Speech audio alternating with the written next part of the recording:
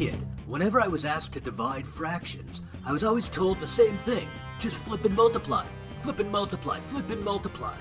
Sometimes they get all high and mighty on me and say, invert and multiply. Whatever. Flip? Which one? I'd always forget. That's because no one ever taught me why this whole thing worked in the first place. Then they even forgot to mention that you could do some of these little monsters in your head. For instance, 1/2 divided by 1/4. That's just asking how many fourths are there in a half? Which is 2, right? I mean, 2 quarter cups make up a half a cup and all that, right? No problemo. 8/10 divided by 2/10. Same thing. There are 4 2s and 8. So the answer is 4.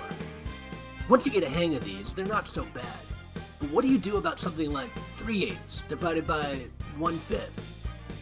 You could find a common denominator, bag it all, whip out the decimals, but I'll show you those ways some other time. Let's do it the most common way, flip and multiply. But not without finding out why.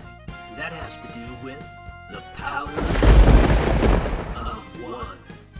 So, you know that multiplying anything by 1 keeps it the same, right? Big deal, you say. I say, hold on there, hombre. That's a powerful thing because given the choice, wouldn't you rather multiply something by 1 than some other number? With dividing fractions, it's totally possible. First off, let's set things up in a special way. You can see that I put 3/8 over 1/5, forming what's called a complex fraction. The top, or numerator of this complex fraction, is 3/8.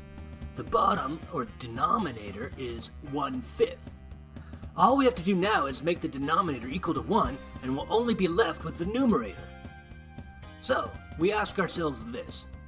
What do I have to multiply the denominator by to get 1?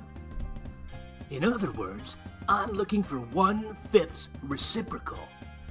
In most cases, this is just the fraction flipped over, like it got tubed in a gnarly roller. The reciprocal of 1/5 is 5 over 1, or 5 ones, or 5 oneths, or 5 somethings, but 5 over 1, got it? So pop in 5 over 1 and multiply the denominator across to get 1. Oh, bogus! We forgot the second commandment of fractionating. Do unto the numerator what thou dost to the denominator.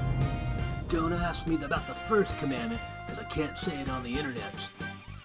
Anyway, we multiplied the denominator by 5 over 1, but totally bailed on the numerator. We have to multiply that by 5 over 1 too. And that right there, dudes and dudettes, is where the flip and multiply comes from. We are now multiplying 3/8 by the flipped, also called reciprocal, version of 1/5, which is 5 over 1. Multiply straight across and you get 15 over 8.